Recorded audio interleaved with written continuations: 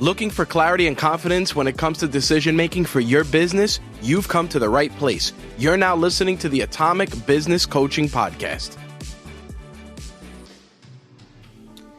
All right, so Adam, I wanted to talk today a little bit about something that's been coming up a lot for me personally, has been coming up, and I see it in a lot of our business owners that are in our community, this feeling of loneliness and how being a business owner is a very lonely experience for many people.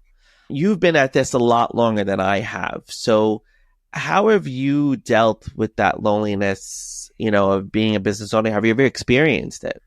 Yeah, I mean, always. You're going to feel lonely. But I don't know if that's a bad feeling. It depends on how you position it. And if you understand why you feel lonely, I started feeling lonely in like, when was this? It was 1999. I had a bunch of friends that I had, and I ended up getting my own apartment. I graduated high school in 97, did some college in high school, got a really high-paying job right out of high school, got promoted to an assistant vice president of Citigroup, Solomon Smith Barney, was making more money than my parents. And I had all the things that my friends were still going to school to one day work towards and get 10 years from now, and I had it. So I felt very lonely because I couldn't go party with them at college like they were doing. I had responsibilities, so I couldn't take off and do certain things, and I started to feel very lonely. I was in a relationship where she was studying for her master's degree at Columbia, so we didn't get to see each other that much. And here's what I recognized at that point is, like, I was exceptional, right? And there was a reason I was so far ahead of everybody else. And I was exceptional. And when I tried to go back and hang out with my friends and fit in, I had this like internal struggle of, I don't fit in anymore. And it's like, I feel, even when I was with them, I felt lonely. Yeah. And then when I was outside of this and I'm doing my thing, I had like this external point of me that was like, it didn't feel good because I was so lonely. And, the thing is a lot of these people and most of those friends, I only have 3 of those friends left from that time period in my life because they've all changed as well. And that's the key is a lot of these people were like, oh, you've changed. You're not around as much. And really what the problem is, and I've heard this somewhere, is it's not that you've changed. It's that they don't have the ability to recognize that you've grown. That's a really good point. We see this often, right? We do see that often. Like, I saw it, like you went and you got a job and you started working and you were at a different place in life before a lot of your friends, right? I saw something very similar because when I went to college, what I learned is when I came home to the friends that I had that were home, they got and home and going to college. They weren't developing careers like you. They weren't doing those kinds of things. They didn't grow. And they looked at me differently, like, who the hell is this guy? And where did he come from? Like, because it's about the growth that I think we experience that makes us sometimes feel very lonely. And I like how you said lonely is not necessarily a bad thing, but it does remind us of our exceptionalism, or it reminds us of that we're extraordinary. We're not part of the ordinary. We're different. And, Bobby, who's in our group, he said yesterday, he goes, people are, everybody could be if it was so easy, everybody would be an entrepreneur. And it's not easy. And that kind of stuff, that's what makes you extraordinary, is that you go and you take this opportunity to start your own business and do your own thing, but you don't always realize all of the consequences that are going to result from that. And, I was so used to, and I think the thing for me that I'm seeing it as a negative experience is it's not that I'm lonely and we don't have people to talk to. It's that everything is done over Zoom. Everything is done, most of our days are over Zoom. I mean, I'm ecstatic that you and I are getting together later today to work on the business in person because the energy is different and the situation is different. And, I also realize that when we do our networking events, I get excited for those things because I'm going to see people. Because I think the hardest transition for me was from when I was an employee and working for a company. There was always somebody around to talk to. There was always people physically present. And I think I missed some of that physical presence and have now found other ways to find that physical presence by us having in-person meetings, having networking meetings, doing more outside of just being behind a computer and a camera. Okay. But most of the world has to be put in situations where they are forced to be lonely. And what I mean by those are employees, right? Yep. And, they go sit in their cubicle, they do their job, they're on the manufacturing line, they do their thing. And yes, there may be energy around. There may be other people, and you go to the water cooler and, hey, Bob, how was your weekend? And you're on the manufacturing line. You're like, hey, see what the Giants did this weekend? And right. Sure, when you're a business owner, you are building something.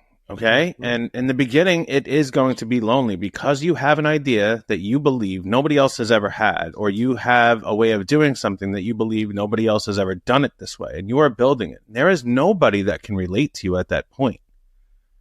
And you have to spend the time by yourself working those things out to the point where other people are then attracted to it.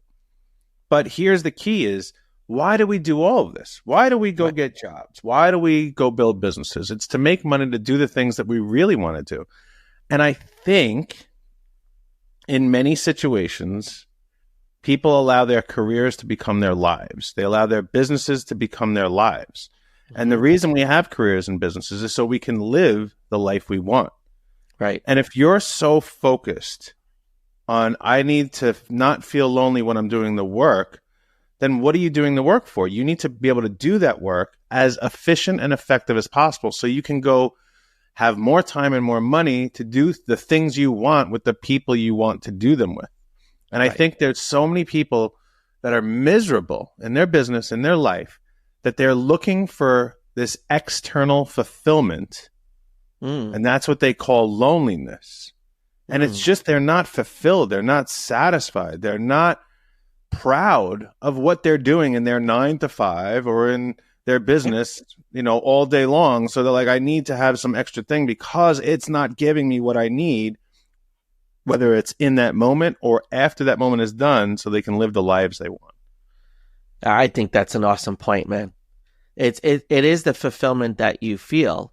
It is the pride that you feel that should take away all of those negative feelings of loneliness. And I think you hit that on the head. And you also said something that really, like, the relatability. I think that's the thing I'm struggling with, right? I'm seeing that ever since, because I've been really on my own for the last, I had still a job up until last July. And I've been in this business now for 5.5 years, 4 years, 3 years with you. And, it's like a lot of people in my universe that I was friends with only 4 or 5 years ago, they all look different to me because the relatability piece is different. So I have to now, when I'm with them, it's like it's that extra effort you have to put in to be more relatable because they're still employees. I don't have as many independent business owner friends as I would like. They're more employees, and that's kind of more my circle because it's been people that we've been friends with, and my wife's group of friends is mostly teachers and school personnel, and they're all employees. And it's very hard to relate to them because they don't get the pressures that you're going through as a business owner. They don't understand the direction you're headed.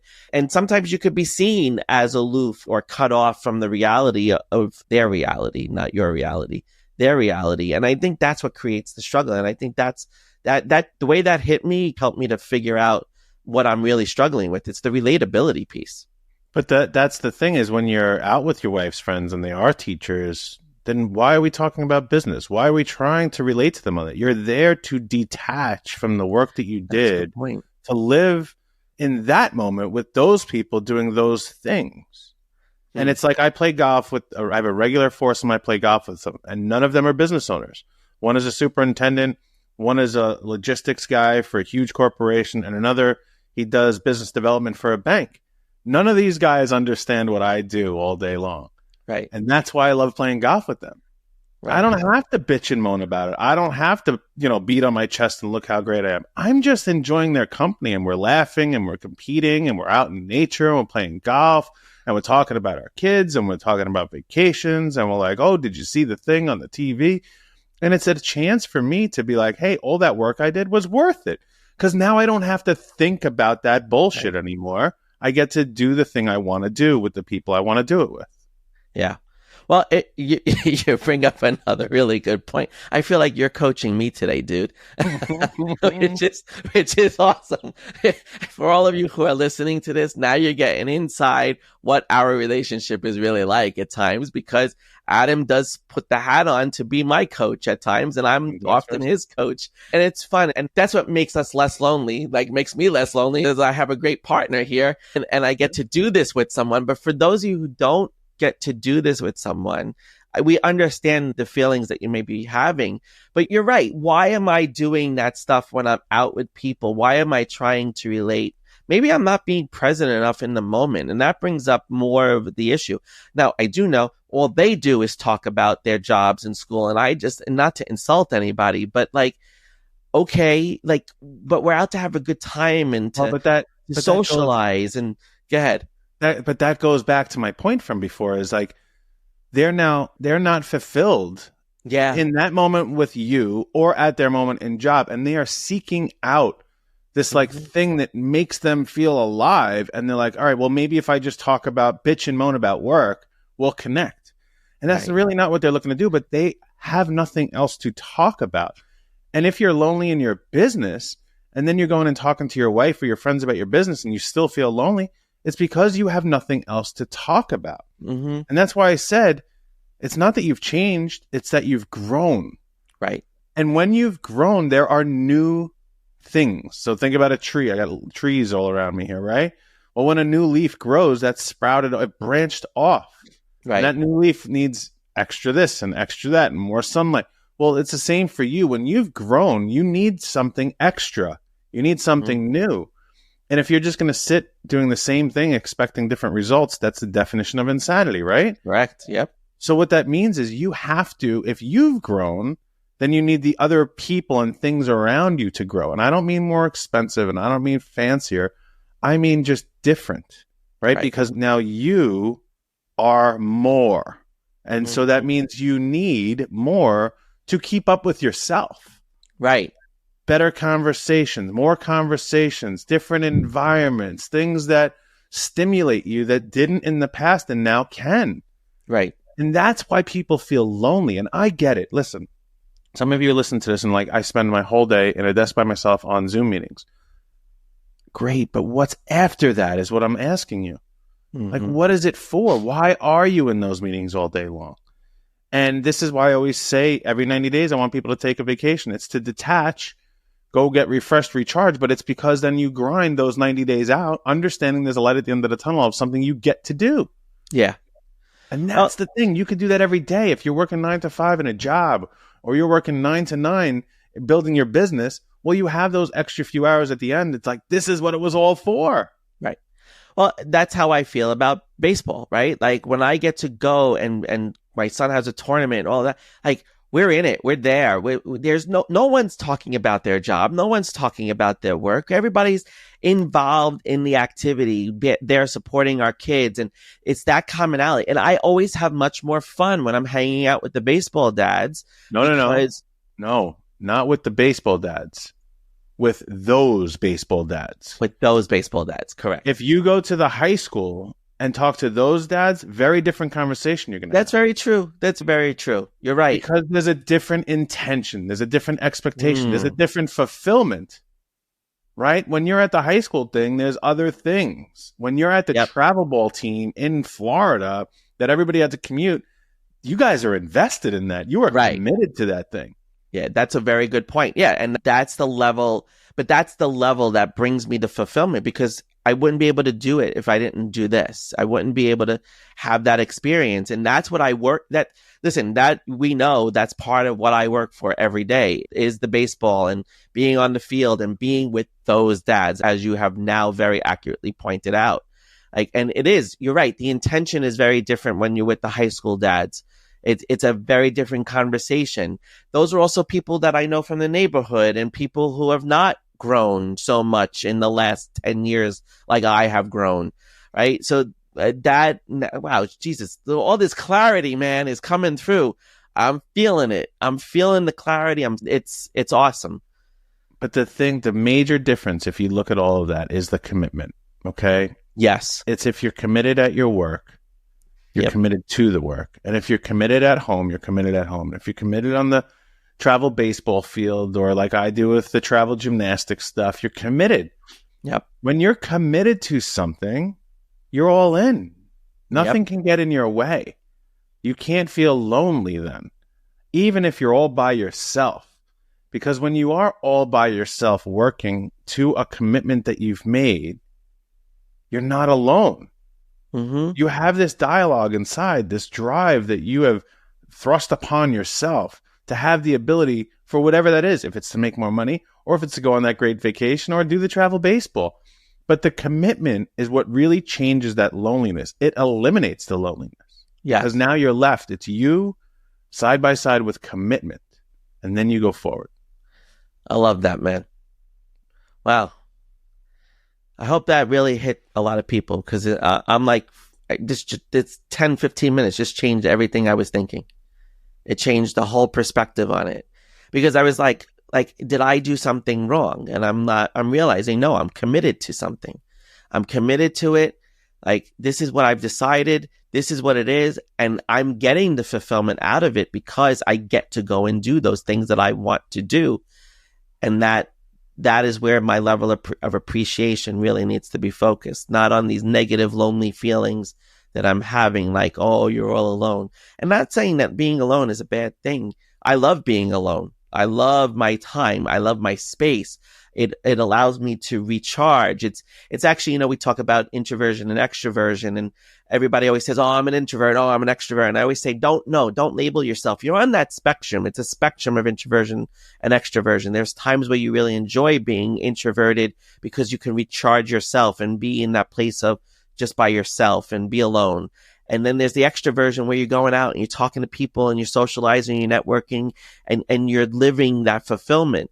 Like, always think of it that way. Don't think of it as one or the other, because when we label ourselves, we just create more barriers for ourselves. But like, in this moment, I'm realizing that I am sliding up and down that spectrum in everything that I'm doing, and it's all good. None of it is bad. All of it is positive. All of it is for me to really reach the fulfillment that I want. And I've made that commitment to it. And I think that's the key. That's the key that you have emphasized for me, is that we're committed to something different. We're committed to the thing. And when we're committed to the thing, it's about achieving what the byproduct of that commitment to that thing is. And I love that. I'll send you an invoice, Tom. Send that invoice, brother. I love it, man. All right. Talk to you. All right. Talk to you soon, man.